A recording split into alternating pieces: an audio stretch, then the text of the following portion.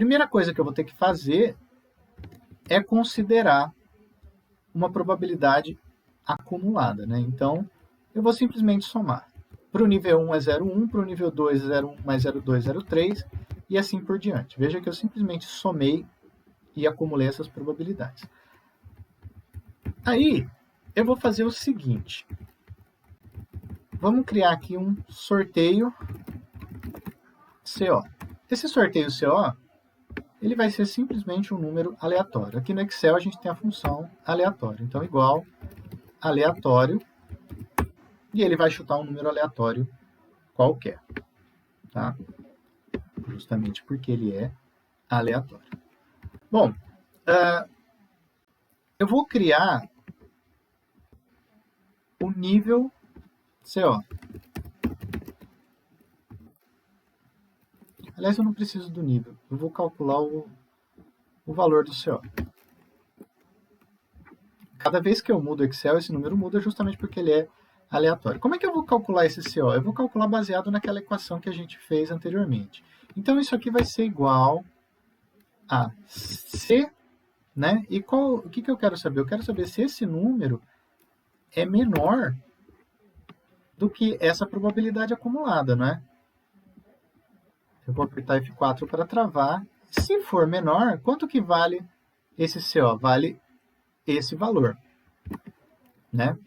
Se não for menor, o que eu quero fazer? Eu quero testar o próximo. Eu vou colocar um outro C aqui dentro, né? Se não, eu vou colocar uma outra função C. E aí eu vou testar se esse número é menor do que esse. Se for, esse é o valor. Se não for, eu vou colocar um outro C, né? E aí isso aqui vai ser igual a se isso aqui for menor do que esse, ele vai assumir esse valor. Se não, eu preciso fazer mais um C. Veja que é um C dentro do outro. Então, se esse número é menor do que esse,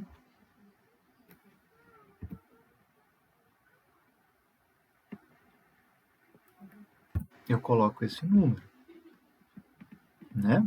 E agora, se não, eu sei que ele vai ser maior do que todos, eu posso colocar direto esse número. O que o programa está fazendo agora? Ele vai pegar esse número aleatório, tá? E vai colocar aqui, vai puxar, né, o nível do CO. Eu posso testar na mão, por exemplo, se eu colocar 0.05, eu vou estar na primeira faixa, é esse número que ele puxou. Se eu tiver 0.2, eu vou estar na segunda faixa. Se eu tiver 0.5, na terceira, 0.8 e 0.95, por exemplo. Tá? Então, a gente viu que está funcionando dessa forma. Eu posso voltar ele para o aleatório. Uma outra coisa que eu quero é saber qual é a probabilidade desse valor, né? Porque qual que é a probabilidade associada com esse valor? Eu vou copiar essa fórmula, só que ao invés de eu pegar os valores de CO, eu vou pegar dessa probabilidade aqui.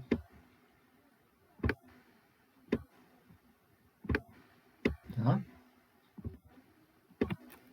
Beleza. Então, vejam, se eu tiver 95, se o meu sorteio for 95, o meu CO, eu vou chamar aqui de prob CO, o meu CO vai ser 0,03 e a probabilidade desse cenário vai ser essa aqui. O que eu preciso fazer agora? Eu preciso copiar isso. Pelo menos 100 vezes aí.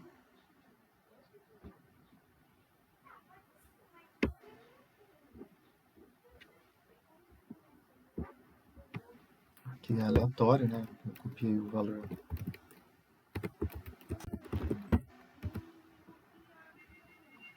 E beleza.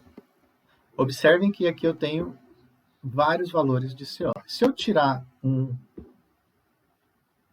histograma disso, eu vou ter uma probabilidade mais ou menos parecida com o que eu quero, né? Eu tenho aquele valor central ali, né? E eu estou decaindo para os lados conforme eu esperava. 40% de probabilidade desse valor central e diminuindo aí para os lados, né? Se eu quiser olhar a curva acumulada, vai dar isso aqui. Tudo bem? Bom, e agora, o que eu preciso fazer? Eu preciso fazer a mesma coisa para as outras variáveis, tá? Para ganhar tempo, eu vou já copiar e colar aqui os valores aí encontrados para as demais variáveis. Então, eu vou diminuir só um pouquinho para caber mais coisa na tela. Vocês observam que eu tenho um cenário de 1 a 100 nesse caso, sorteio para o CO, probabilidade para o CO e assim por diante. Eu acho que eu copiei no lugar errado aqui, por isso deu errado. Então, cada um daqueles valores eu calculei um chute, né? Então eu criei um monte de cenários. E observe que cada cenário vai ter uma probabilidade de ocorrência, né? Então eu vou criar uma coluna que eu vou chamar de probabilidade do cenário, que vai ser simplesmente o produto da probabilidade de cada um. Ou seja, a probabilidade do CO ser aquele, a probabilidade do CW ser aquele, do CF ser aquele e do SWI ser aquele, né? E aí eu tenho a probabilidade de ocorrência aí de cada um dos cenários. Se eu testasse todos os cenários, eu teria uma soma aqui 100%. Mas quanto que seria todos os cenários? Seria 4 elevado à quinta, né? Eu tenho 4 variáveis, cada uma com 5 possibilidades, 5 níveis. Eu teria muitos cenários aí, então é 625, né? 4 elevado a 5, 1024. Então até daria para testar todas. Vocês podem, em algum momento, fazer esse teste aí para verificar. Mas não vem ao caso por enquanto. O que eu faço agora? Agora, efetivamente, eu vou calcular o N, né? Para eu calcular o N, eu preciso calcular o CEO primeiro, e depois o N. O CEO, lembrando da equação, ele vai ser CO, né? CO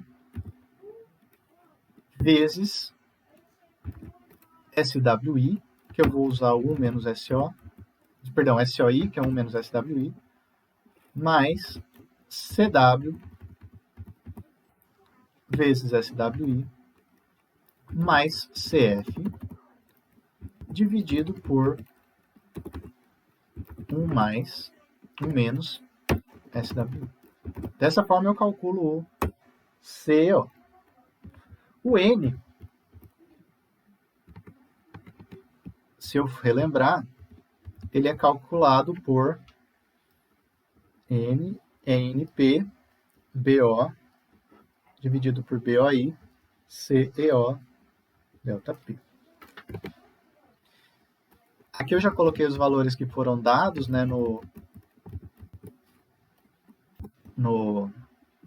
enunciado. Então, N vai ser igual a NP vezes BO dividido por BOI vezes delta P vezes CO, né? E aí eu vou dar F4 em todas essas células, que eu não quero que elas variem, com exceção da W3. Então, para cada valor, para cada cenário, eu calculei o CO, eu calculei o N. Certo? Aqui nós temos todos os valores. Para cada um dos cenários, eu tenho um valor de N. Eu posso, por exemplo, pegar o N médio, né, que é uma grandeza estatística aí. Isso aqui vai ser igual à média dessa coluna. 8,44. Cada vez que eu realizar esses números aleatórios, eu vou ter um número ligeiramente diferente, né? Se eu aumentar a quantidade de chutes, eu vou diminuir essa variação. Mas, por enquanto, para 100, está razoável. Tá?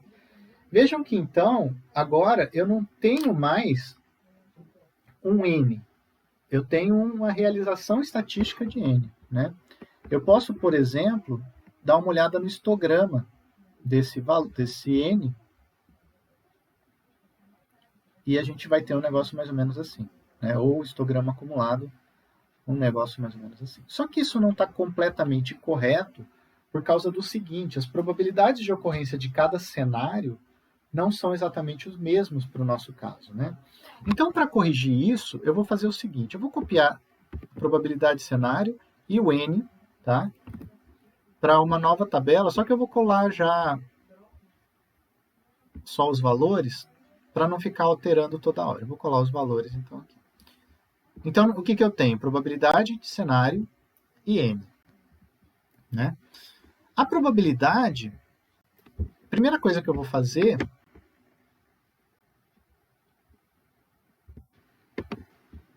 é o seguinte: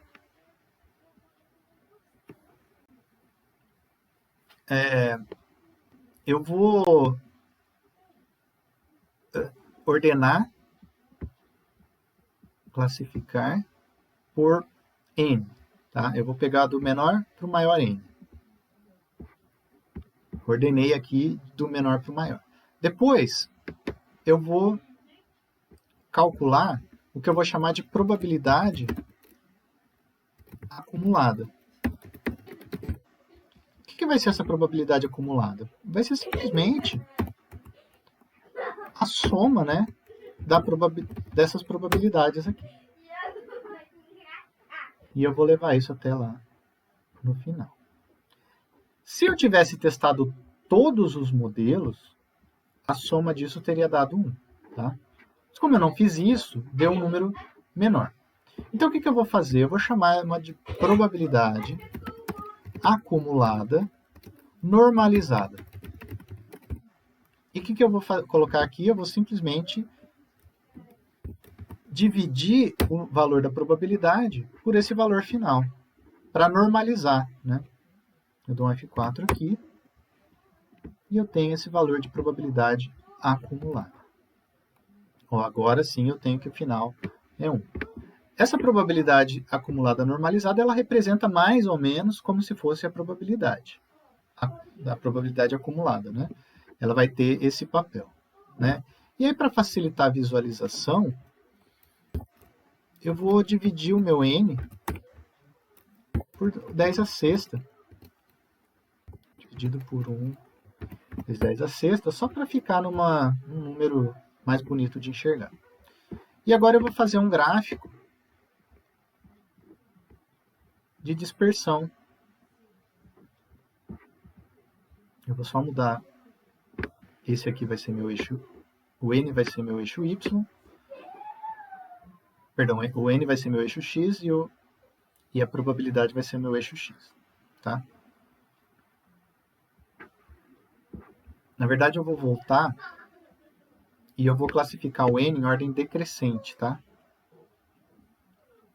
Então, dados, classificar por N do maior para o menor. Tá. Aí agora tudo bem, eu tenho a probabilidade acumulada, a acumulada normalizada. Eu vou plotar isso, página inicial,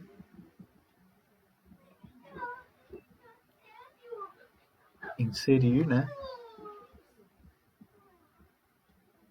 E o meu gráfico aqui.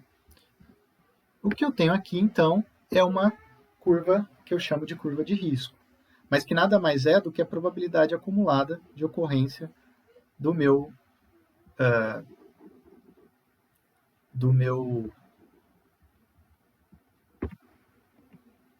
VPL, né? Deixa eu formatar esse eixo aqui.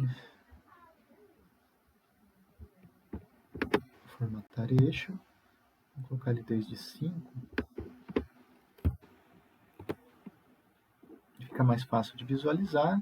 E esse aqui, no máximo, de 1.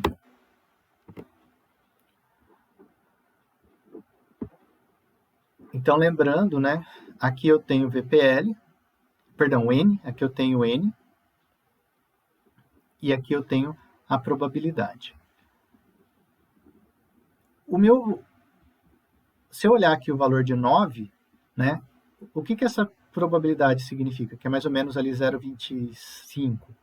Significa que eu tenho 25% de chance de que o meu de que o meu N seja 9 ou mais, tá? Eu tenho 90% de chance, aqui ó, 90% de chance de que meu N seja 7 ou mais, tá? E assim por diante. Eu tenho uma probabilidade ínfima ali de que seja 14 ou mais. Tem uma probabilidade de mais ou menos 0,05,